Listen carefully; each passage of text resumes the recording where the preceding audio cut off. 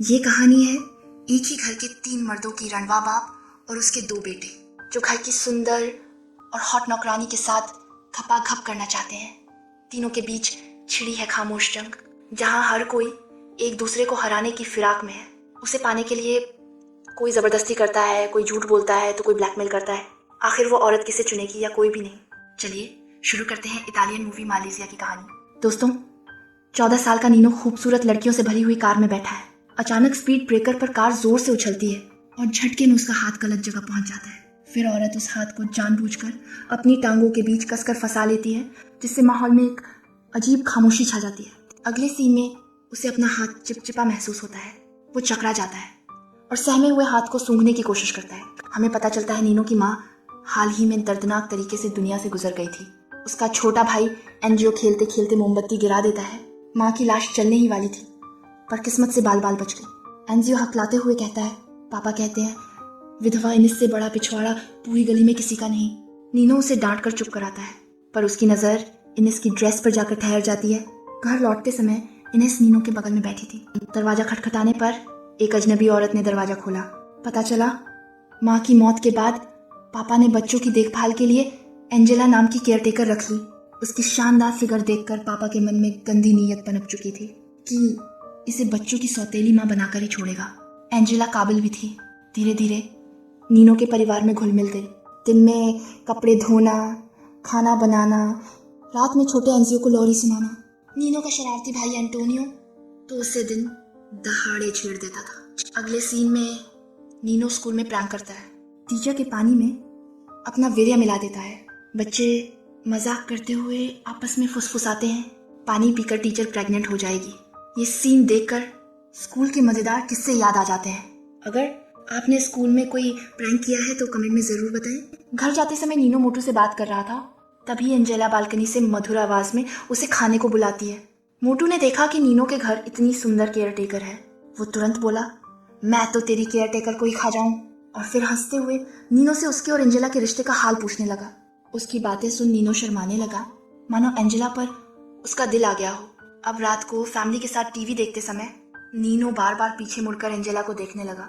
Skirt से झोंकती गोरी टांगों ने नीनो का दिल बेचैन कर दिया। सोते समय एंजेला ने नाइट ड्रेस पहनी और जब अपनी जेब में हाथ डाला तो अचानक एक चुभन महसूस हुई। किसी ने जेब में एक गुलाब रख दिया था, जिसे देख वो शर्माने लगी। अगले दिन फुटबॉल खेलते नीनो को जोर की ठोकर लगती है और वो मेन पार्ट के बल कांच की बोतल पर गिर जाता है। घर लौटने पर एंजेला ने प्यार से उसकी देखभाल की, जिससे नीनो को थोड़ी शर्मिंदगी महसूस हुई।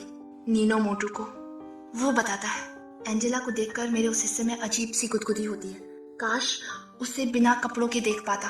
मोटू बोला, मेरी बहन बिना कपड़ों के सोती है, उसे देखोगे तो और गुदगुदी होगी। दोनों पर्दे के पीछे छिपकर बहन को देखते हैं, पर नीनो के भीतर कोई हलचल तक नहीं उठती। रात को अजीब आवाज सुनकर नीनो की आंख खुलती है। उसने देखा एंजेला छोटे भाई को सूसू करा रही थी।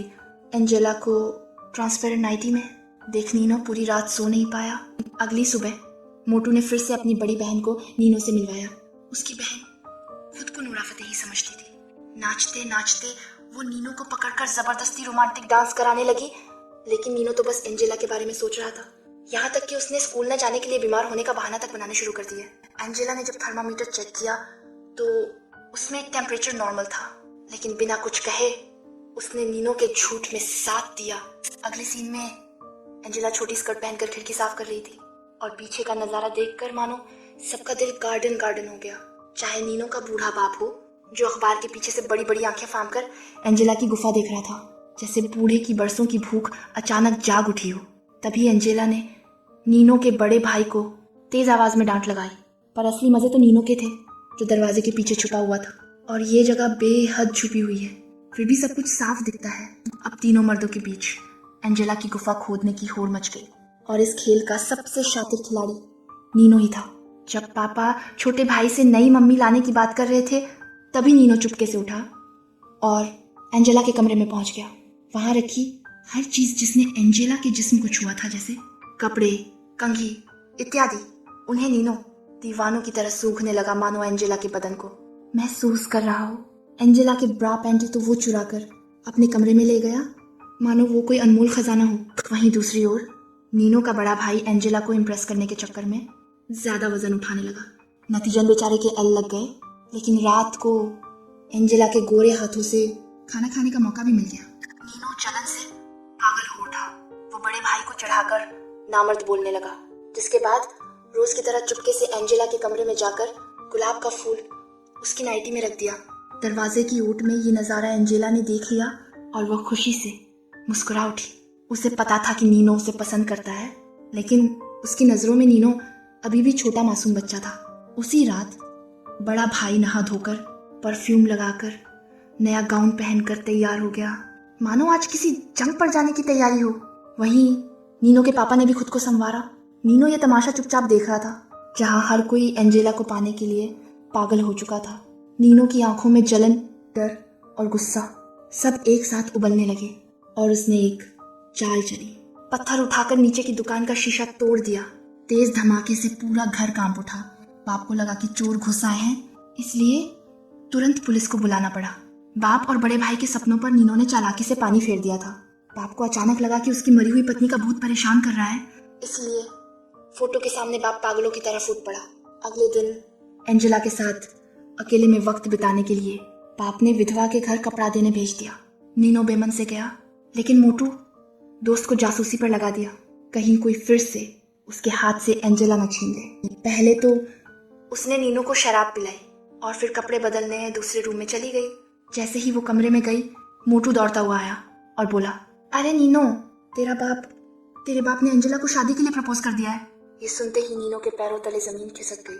उसके चेहरे का रंग उड़ गया, दिल जैसे किसी ने मुट्ठी में कसकर दबा दिया हो। वो तुरंत घर लौटा। घर पहुंचकर उसे खबर मिली कि उसका बाप एंजेला से शादी करने वाला है। बेचारा बहुत दुखी हुआ। अगले दिन जब एंजेला खाना बना रही थी, नीनो ने उसे बताया कि शादी का फाइनल फैसला उसकी दादी ही करेगी। दादी ने एंजेला की जमकर बेइज्जती की और बोली कि नीच नौकरानी, 2 कौड़ी की लड़की को मैं अपनी बहू नहीं बना सकती। ये सुनकर नीनो का दिल खुशी से झूम उठा, पर नीनो को अपने बाप पर अभी भी भरोसा नहीं था, इसीलिए उसने अपने छोटे भाई को रात में जोर जोर से रोने को कहा। हमेशा की तरह एंजेला बच्चे को चुप कराने आई तो छोटू ने नखरे दिखाते हुए एंजेला की गोदी में जाने से मना कर दिया। ये देखकर दादी और भी यकीन से बोली, देखा, छोटू भी इससे नफरत करता है, ये हमारी बहू बनने के लायक नहीं। एंजेला ने नीनो की शरारत भरी मुस्कान देख ली और समझ गई कि ये उसी की रची हुई चाल है। टूटी हुई आवाज में बोली, बस अब बहुत हुआ, और अपना सामान बांधने लगी। नीनो घबरा गया और एंजेला से रुकने की रिक्वेस्ट की। एंजेला समझ नहीं पा रही थी कि आखिर वो उससे क्या चाहता है, लेकिन जल्द ही नीनो के इरादे उसके चेहरे पर साफ दिखाई देने लगे। इसलिए वो धीरे धीरे नीनो के सामने कपड़े उतारने लगी ताकि वह नीनो को खुश कर सके और बाप से आसानी से शादी कर सके। अब नीनो की हिम्मत शैतान की तरह बढ़ चुकी थी। अगले दिन लंच करते समय उसने धीरे से एंजेला के घोंसले में हाथ डाल दिया। एंजेला की सांसें अटक गईं, लेकिन शादी टूटने के डर से एंजेला चुपचाप सहती रही। नीनो यही नहीं रुका। इसने एंजेला को ब्रा पहनने का ऑर्डर दिया और जानबूझकर कमरे की सफाई करवाता।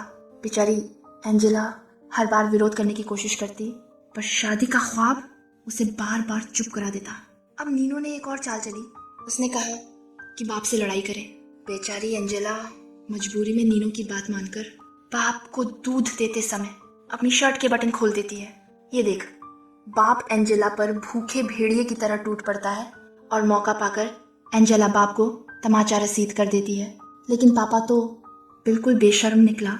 गुस्सा होने की बजाय अब जल्द से जल्द एंजेला से शादी करना चाहता था। उसने पादरी को डिनर पर बुलाया और माँ को इस रिश्ते के लिए मनाने की दरख्वास्त की। इस पर नीनो फिर से नाखुश हो गया और तुरंत अपना हाथ एंजेला की जांघ पर रख दिया, लेकिन एंजेला ने सब्र दिखाया। पादरी ने तीनों बच्चों की राय पूछी। दोनों भाई शादी के लिए राजी थे, लेकिन नीनो अचानक बोला, मैं इस शादी के खिलाफ हूँ। मुझे रात रात भर सपनों में मेरी मरी हुई माँ दिखाई देती है। नीनो को चुप कराने के लिए एंजेला ने घबराकर धीरे से अपनी पैंटी उतारी और उसके पैरों में फेंक दी। नीनो ने तुरंत रुमाल गिराने का बहाना किया और पैंटी उठा ली। फिर अचानक मुस्कुराकर बोला, ठीक है, मैं शादी के लिए राजी हूँ। लेकिन नीनो का टॉर्चर अभी भी खत्म नहीं हुआ था। अगले दिन जब एंजेला सफाई कर रही थी तो नीनो ने जानबूझकर उसे परेशान किया। कागज के टुकड़े चारों ओर फैलाने लगा। एंजेला अब पूरी तरह समझ चुकी थी, अगर उसे पापा से शादी करनी है तो पहले नीनो को खुश करना ही होगा।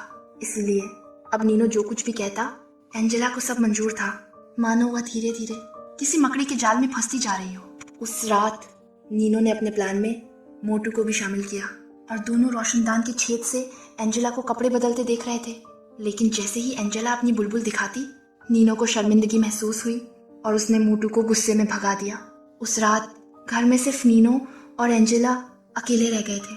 उस रात तूफान आया, बिजली चमक रही थी और नीनो टॉर्च जलाकर एंजेला का मजा ले रहा था। एंजेला ने कांपते हुए कहा, बस करो नीनो, रुक जाओ। लेकिन नीनो ने शर्त रखी, पहले तुम कपड़े उतारो। ये सुनते ही एंजेला का दिमाग सुन्न हो गया। डर, बेबसी और पागलपन एक साथ फट पड़ा। उसने नीनो को जमीन पर दबोच लिया। अंधेरे में एंजेला ने नीनो की इज्जत जबरदस्ती लूट ली। उस पल नीनो को वो सब मिल गया जिसके पीछे वो पागल था। इसलिए उसने शादी के लिए मंजूरी दे दी। पादरी ने दादी को मना लिया और जल्द ही शादी हो गई। शादी के दिन दोनों ने आंखों में आंखें डालकर एक खामोश अजीब सा फैसला किया, अब वे सिर्फ माँ और बेटे का रिश्ता ही रख सकते हैं। और मूवी इस सीन के साथ खत्म हो जाती है। दोस्तों, अगर आपको वीडियो अच्छी लगी तो लाइक करें और चैनल को सब्सक्राइब ज़रूर करें।